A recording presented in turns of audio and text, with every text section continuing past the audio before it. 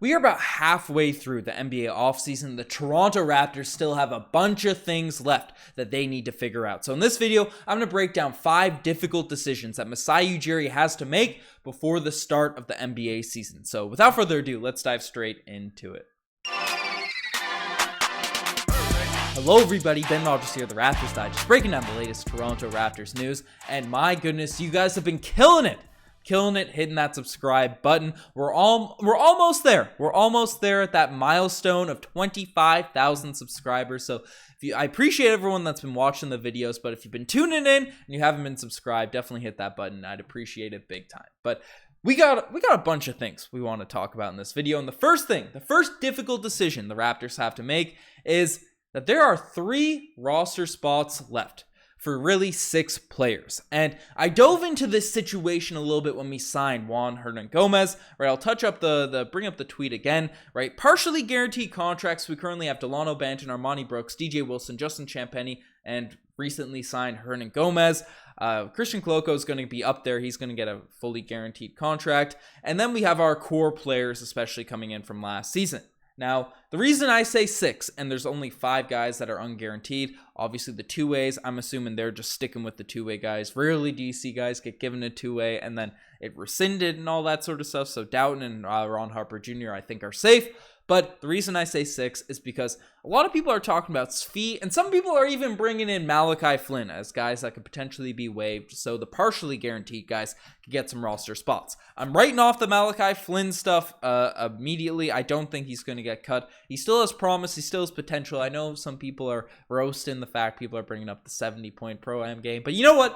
Let's buy into the hype. Malachi Flynn's averaging 70 points per game in the NBA season, but I digress on that point. I think Svi is at a legitimate potential to get cut, to get chopped from this roster. Now, in that Juan Hernangomez video, I essentially said, I came to the conclusion, right, even though Svi is on that guaranteed deal, I'd rock out with Delano Banton, Justin Champagnie, and Juan, just because Banton clearly showed a lot of potential last season. Justin Champagnie is one of the most elite rebounding guards I've ever seen, right? And then paired with the fact he's a solid three-point shooter, he plays solid defense, the potential is certainly there for Champagnie to grow into a true consistent role player. And then Juan, I think he does more out there on the court than a DJ Wilson, has more potential. He had more of a role, right? He was given a $7 million contract just a couple seasons ago by the Minnesota Timberwolves, and then just given weird situations, right? A weird time in Boston, the Utah Jazz not wanting to bring back too much money. They're on a sort of tanking route, a rebuilding route.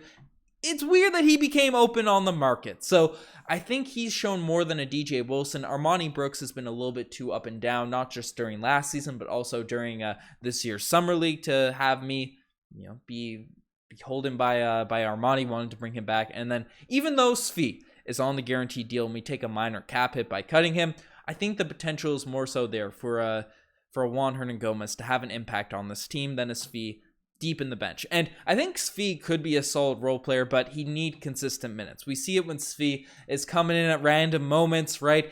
In the deep bench, he's just not able to perform. Those high volume scorers in theory, high volume scorers, they need the ball in their hands. They need more consistent touches. A lot of them do in order to get their games rocking, and Svi just hasn't been able to capitalize. And I don't see a true opportunity for him to come in and show 15 minutes a game, 20 minutes a game to really get his game rolling. So I think Juan as a deep bench player would be more valuable to the Toronto Raptors. But that's one route we can go. The conventional, let's cut these guys, let's cut players and then just go into the season. But, Ben, you're the Raptors Digest. Could you cook up a potential trade machine to solve all of our problems, to figure out what's going on? And I've discussed on previous videos about potentially making a deal with the Utah Jazz to specifically acquire Patrick Beverley, who I think would be a perfect fit in terms of a defensive presence. I know a lot of people just hate Patrick Beverley. They wouldn't want to see him on your team, but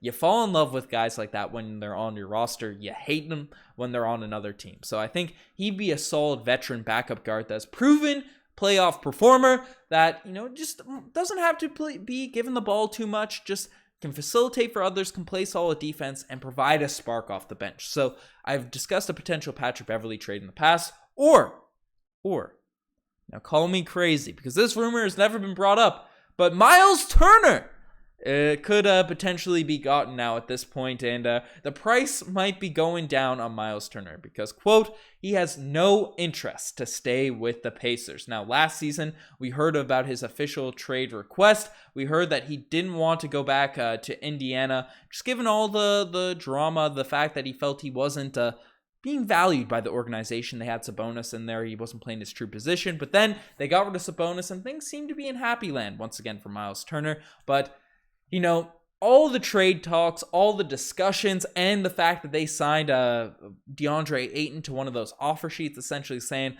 we want you to be our starting center, have proven to Miles Turner he has no interest in being there. And the fact that he's already just been thrown around from team to team. Malcolm Brogdon didn't net that much of a return value. He's coming off a significant injury. And the fact things aren't as smooth, even as they were in the trade deadline, maybe he could be gotten for cheaper. So if the Raptors could package together maybe a package surrounding around Khem Birch, maybe a Flynn, maybe a Svi, right, and throw some draft capital. I probably wouldn't throw in a first at this point, a couple seconds. If this report is, you know, adamant and he doesn't want anything to do with the Indiana Pacers going into next season, then, you know, maybe he could be gotten for cheaper. So that's one route that we could solve all these issues, and then bring in the whole cast of crew. Bring in a DJ Wilson, bring in a Hernan Gomez, bring in an Armani Brooks, whoever you're feeling, you get a contract. So we'll see how that all plays out. But I don't believe that Miles Turner or any of these types of trades will be made unless the big fish sort of get fried going forward. And we'll discuss that later in this video. But that's the big one. That's the decision the Raptors have to make that everyone's talking about. This one is less so. This one, but probably more important. And the Raptors need to decide this season whether or not to give Gary Trent Jr. the bag. Do we want to commit long-term to Gary Trent Jr. at a significant contract increase? Now, if you look at Gary Trent Jr.'s contract for this season, he just signed an extension last year with the Toronto Raptors last summer. Or a couple summer, what was it? Last summer, summer before 2021, it started to kick in. Yeah, last summer, he's got paid $16 million per last season, up to $17 million this upcoming year, and then has a player option next season for $18 million.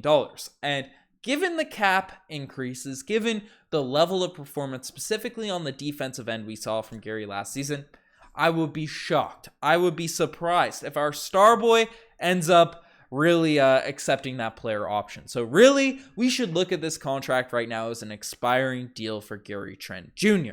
Now, there's a couple routes the Toronto Raptors could go with this. They could say, hey, Gary, you know, we want you back. Everyone loves what Gary provides on this team in terms of a scoring punch. He provides a different dimension than what a lot of the current mold of Raptors players provides. Say, hey, we value you. We want you back. We love your defense. We love your scoring. We love your mid-range bucket getting, right? Let's extend you. Let's give you that type of contract that elite level scorers, the Tyler Heroes of the world are getting, right, this offseason, right? We've seen Keldon Johnson get roughly $20 million per year.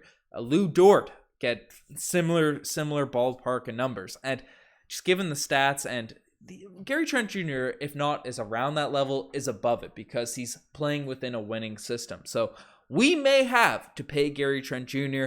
20 or mid-20s per year, mid-$20 million per year. And when you take into account Fred VanVleet, who is extension eligible now at this point, Pascal Siakam, who's going to be on a max deal for really the rest of his prime, Scotty Barnes, who I know is still in the second year of his contract, but you look a couple years down the line and you can't be handcuffed money to the point where you can't pay Scotty Barnes. We just gave a big contract to Chris Boucher. We just gave Thaddeus Young a 2-year deal. Right? Khem Birch got his contract last season. Precious Achiuwa is another player that people are absolutely elated about with his progression over the course of this offseason. We have a lot of guys that are going to need their money over the next couple of seasons. So if you're giving out the money to Gary Trent Jr., if you want to commit, which I think he deserves, whether it's from the Raptors or not, right? He deserves big money, big dollars for Gary Trent Jr., right? He's going to get it. And if the Raptors commit to that, there are some things that they'll have to look at and decide upon. And the Raptors, really every decision really comes around to what you want to do over the next couple of seasons, how you want to see it grow. Now, the Raptors could take a risk. They could say, you know, I broke down a video a couple days ago about how a massive leap could be coming for Gary Trent Jr. this upcoming offseason, especially on the defensive end. His goal is to be one of those all-defensive players, right? If if we let him sort of grow and become an absolute phenom out there on the two-way player at the level of, not one of those Keldon Johnsons, not one of those Lou Dort sort of two-way guys that, have that level of player, below all-star caliber guy, but let him move up into the Drew Holiday potential status. Chris Middleton, am I talking crazy here? But if Gary Trent Jr. takes that leap, then rather than a mid-$20 million extension you're talking about, you're looking at $30 million per year. The cap's going up. It could even be higher, right? So that's something you have to factor in. I'd love to get a contract extension done sort of earlier on just to keep Gary Trent Jr. on the squad. But if you don't, if Masai Ujiri decides, hey, we have too many guys on this roster, right? We want those long, wiry players and all that sort of stuff.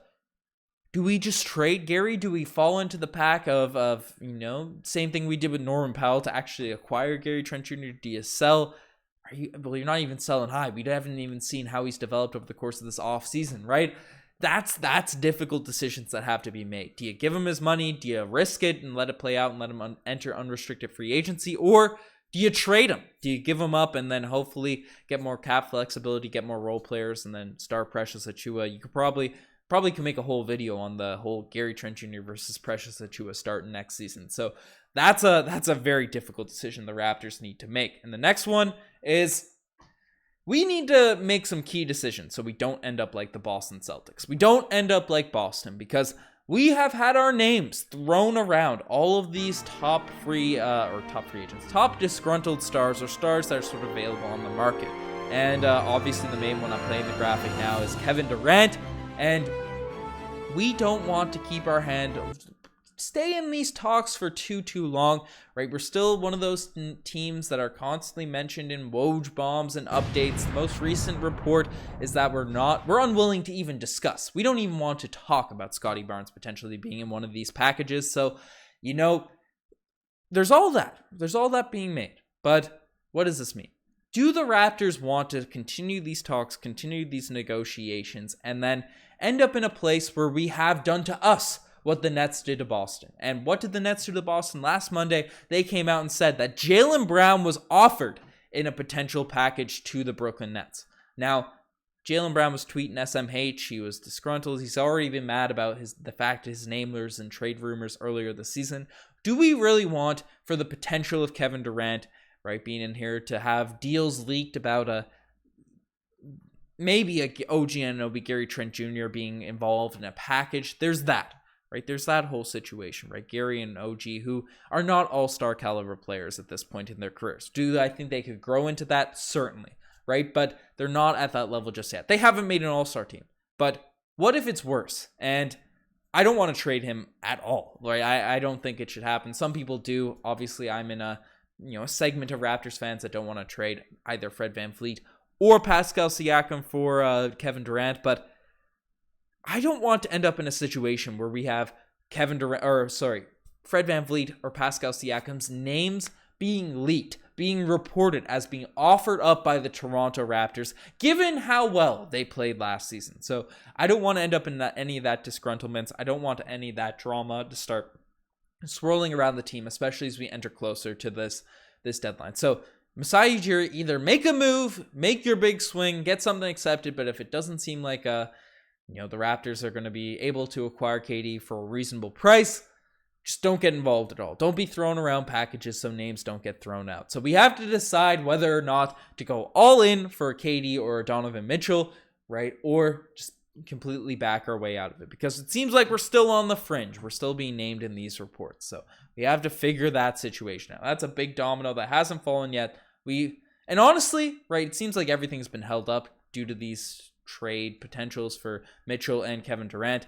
My opinion is, if it doesn't seem imminent that the Raptors can make a deal at the right price, just ignore it and get the other things done, right? Whether it be one of those minor trades I discussed earlier in this video, or extending a Fred VanVleet, a Gary Trent Jr., things that might be held up. And that sort of segues me into this point. Extending our all-star, Fred VanVleet. We need, for all the reasons I brought up with the cap increases, for the value increasing for players. I know some people are disappointed in Fred VanVleet's second half of this season. He was injured. Stop hating on our guy. But, we need to do it at all costs. Get our guy Fred VanVleet to extend to this contract. And the max we can offer him now is $28 million per year. And then that will gradually increase. It ends up being like 4 years, roughly 14. I forget what that number is specifically, but it becomes annually about 28. That increases to 30. Just given his current extension, he was extended by the Raptors, and you can only have a 20%, 25% increase on your next extension. So I don't want Fred VanVleet hitting free agency either. I want to lock this guy into our cap, and whether he improves or not or does whatever, he's an all-star point guard at $28 million per year, especially with the cap going up. That's not going to become a negative value. So I don't know if it's the Raptors holding things up, not wanting to give him the max extension, or if it's because that is same thing as I brought up with Gary Trent Jr. It is tough decisions to make with giving money out to your star guys, and especially when you have so many guys that are going to be looking for big money in coming years. But you have to make that decision on the Raptors end, or just find a tough way to get Fred VanVleet to come to that agreement, because he might be holding out for more money if he enters free agency and then essentially says, hey, I can make more than I'm eligible for in a contract extension, the same way Zach LaVine was. But I think the Raptors should, if they are holding back their way, and I know I'm just spewing my opinions out here, it might be tougher for some Raptors fans to acknowledge giving Fred VanVleet $30+ million per year. I say we just do it, but that is sort of a decision that has to be made by the Toronto Raptors front office. And looking at his contract right now, yeah, he'd be jumping from about $21 million per year to 30. It's a pretty big increase. Come on, Fred. Get re-signed, join back the squad. But the final thing that must be decided, and this will sort of central around all the money we want to be giving out to people this offseason, potential trades we want to make, potential lineups we want to run, it's having a pecking order for next season. Now, if you look at it for last year, right? Last year, at 18 field goal attempts per game, we had Siakam sort of as our number one scoring option. Not far behind him was Fred VanVleet, Gary Trent Jr., and then OG Anunoby. In that order, in terms of our leading shot attempts, our guys that took the most shots per game, right? Siakam, Fred. Third is Gary. OG Anunoby was fourth. And then at fifth, we have our guy Scotty Barnes taking about 13 shots per game. Precious Achiuwa taking about 8, and then Chris Boucher taking about 7. So, right, you look at that pecking order, and there's 2 names down at the bottom of that list that I think are going to be expecting a whole bunch more shots, and that's Scotty Barnes and Precious Achiuwa coming into this year. Everything Nick Nurse has been saying on any podcast, on any outlet he's been able to go on, he's essentially said the leaps he's seen from Scotty and Precious Achiuwa, right? The propaganda has been pushed by Nick Nurse, and the fact that they're that much improved, and the clear just direction. We know what leaps they can make to become better players and become, more impactful players.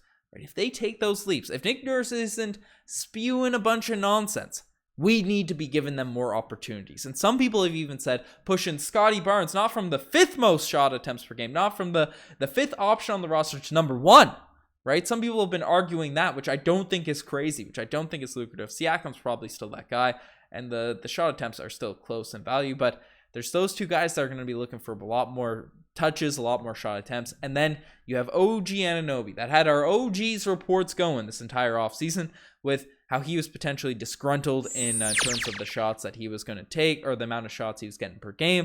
And obviously his isolation rates were low last season and all that sort of stuff. But he was our 4th option last season. And it looks like there's a guy in Scotty Barnes that will certainly eclipse him this year. And then Precious Achiuwa, who could potentially do that next season.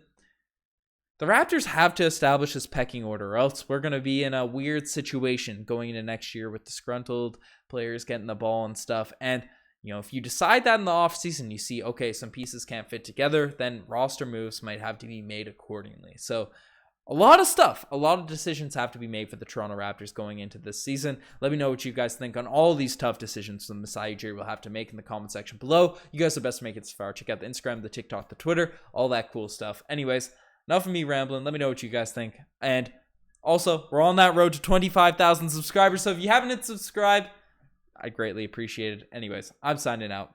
Cheers.